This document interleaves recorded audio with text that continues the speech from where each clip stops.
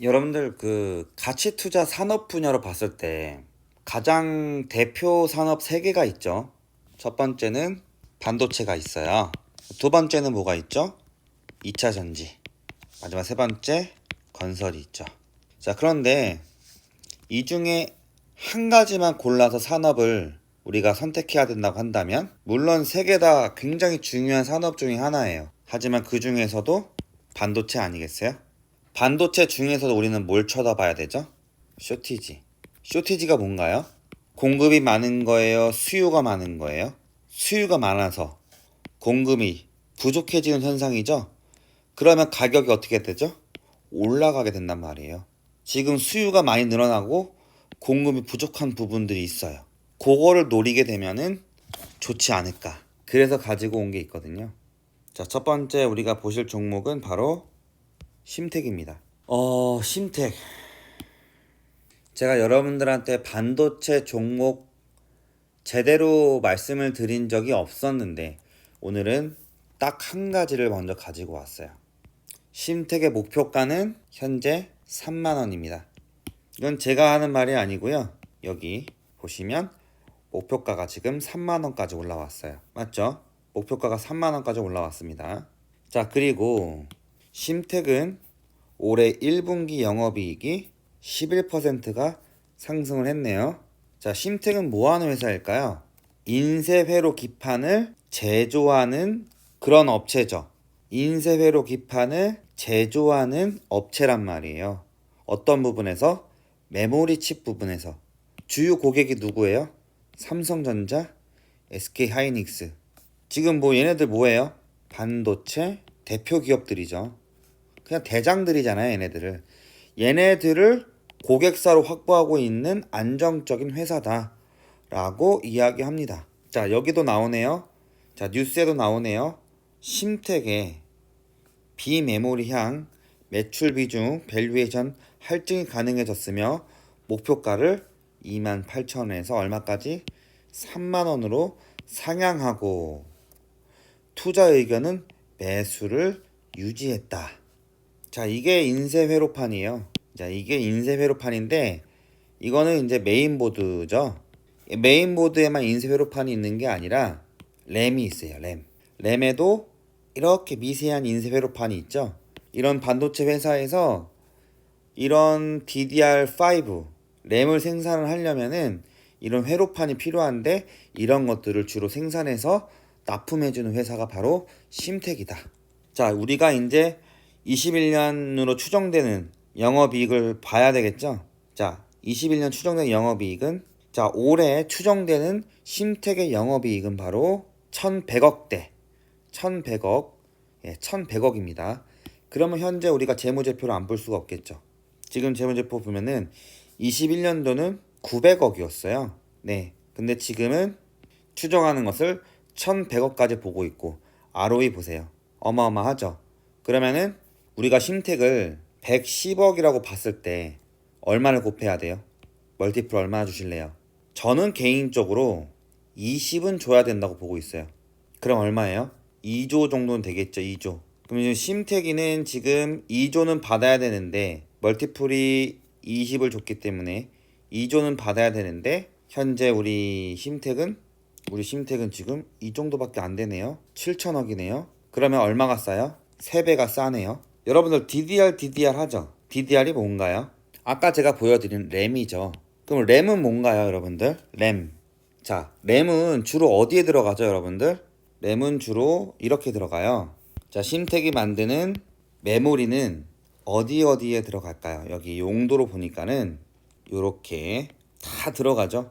네. 이것뿐이겠습니까? 컴퓨터라고 하는 부분에 다 들어가죠.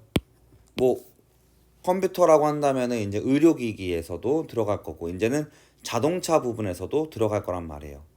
자율주행을 하다 보면은 이제는 자동차가 컴퓨터보다 10배 내지 20배 정도 더 빨라야 되고 더 정확하게 생각을 하고 분석을 하고 판단을 내려야지만이 사고가 일어나지 않는단 말이죠.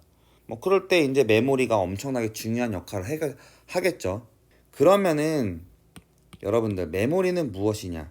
메모리는 무엇이냐? 정확하게 말씀을 드릴게요. 메모리는 CPU가 하드에서 이제 정보를 가지고 와야 될 거 아니에요?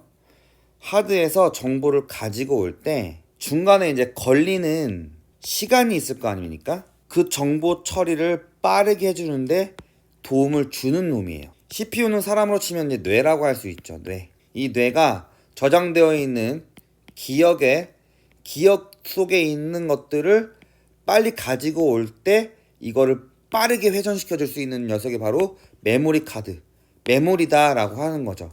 메모리. 근데 지금 이제 메모리가 왜 갑자기 이제 상승을 하고 있죠? 공급이 부족하고 수요가 막 일어나고 있죠? 어떤 것 때문에 그래요? DDR5. 그죠? 그전에는 지금 우리가 뭘 쓰고 있어요, 우리는? 지금 DDR4를 쓰고 있잖아요. 그러니까 정확하게 말씀을 드리자면은 2004년에는 DDR2를 썼어요. 그리고 2010년에는 뭘 썼죠? DDR3. 그리고 16년에는 DDR 어떤가요? 4.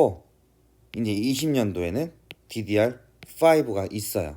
DDR4만 하더라도 램이 엄청 빨랐죠. 네, DDR4는 속도가 얼마나 됐나요? 최고 빠르면은 3200까지 나왔는데 이제 DDR5가 되면서 최소 얼마요? 이게 최소고요. 여기서 8400까지. 그럼 몇 배가 빨라졌나요?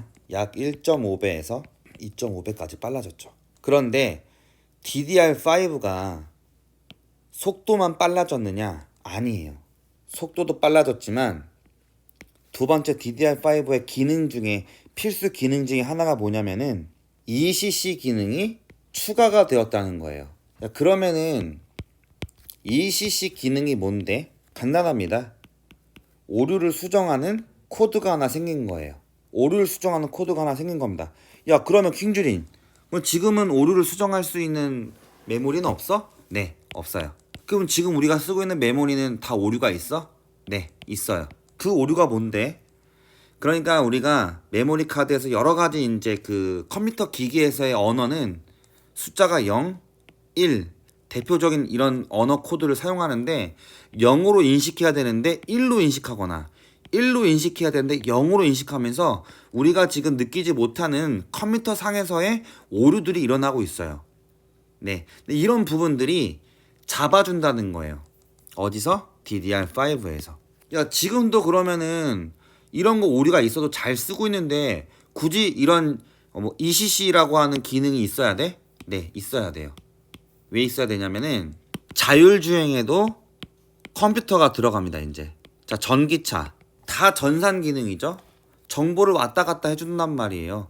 그리고 이제는 자율주행이 되면서 자동차와 환경 간의 정보를 주고받는 속도가 빨라야 돼요. 그런데 DDR이 오류를 일으켜서 주변에 있는 환경이 정보를 줘야 되는데 자동차가 이거를 오류로 인식해가지고 사고가 났다. 그러면 어떻게 돼요? 큰일 나겠죠. 그러니까 속도도 빨라지는 것도 물론 중요합니다. 왜냐하면은 그 엄청난 데이터를 얘가 받아들여야 되니까, 자동차가. 이 자율주행에서 그 수많은 데이터를 오류 없이 다 받아 먹어야 되는데 그 엄청난 속도와 데이터들을 한 번에 받으려면은 DDR5가 필수라는 거예요. 그래서 이 부분에 대한 반도체가 공급이 부족한데 그것을 누가 수혜를 받고 있어요? 심택이 수혜를 받을 것이다. 심택이. 자, 그런데 보니까 심택이 수혜를 받을 것이다. 그래서 봤더니 핵심도 상에서 가장 밑에 부분이네. 이 부분이네요. 이거 쇼티지가 일어나고 있는 부분에서 누가 수혜를 많이 받아요? 심택이. 고객이 누구예요? 삼성전자, SK하이닉스. 요런 수요를 대응을 위해서 400억을 투자해가지고 생산 설비를 증가하고 있네. 그러면 이제 완전히 흑자 전환을 하는 거죠. 이제 아울러 메모리 반도체의 빅사이클이 올 것이라고 하는 전망이 예상되는 것은 작년 코로나로 인해서 설비 투자를 하지 않았기 때문에 당연히 반도체 메모리에 대한 부분들에 대한 공급이 부족할 것이고 5G에 대한 본격 상용화로 인해서 수요는 늘어날 거란 말이죠. 다시 말해서 공급은 부족한데 수요는 늘어나니까 당연히 주가는 오를 수밖에 없는 거죠. 이게 바로 지금 메모리 반도체의 빅사이클을 예상하고 있는 이유입니다. 보조지표를 또 안 볼 수가 없잖아. 봐야겠죠? 먼저 초기화를 할게요. 아직은 조금 조정 단계에 있네요. 조금 더 빠질 때까지 기다려 봅시다. 네, 아직은 조금 더 빠져야 돼. 핵심도 벗어났는데도 그러네. 뭐 그러다가 갑자기 다음 주에 언제 올라갈지는 모르겠지만 어쨌든 3만원 밑으로는 싸다고 보고 있는 입장이고, 그렇다고 한다면은 누가 투자하고 있느냐? 외국인, 개인들 외국인들 들어오고 있네요. 우리 기관과 연기금 똥멍청이들은 지금 빠지고 있는데 개인 외국인들이 조금 똑똑하게 투자를 하고 있네요. 어쨌든 얘네들이 빠져주면 뭐 고맙긴 하죠. 왜냐면은 이 좋은 회사를 갖다가 저가에 더 담을 수 있는 저로의 기회가 될 수도 있으니까. 그죠? 그래, 계속 팔아라 너희들은.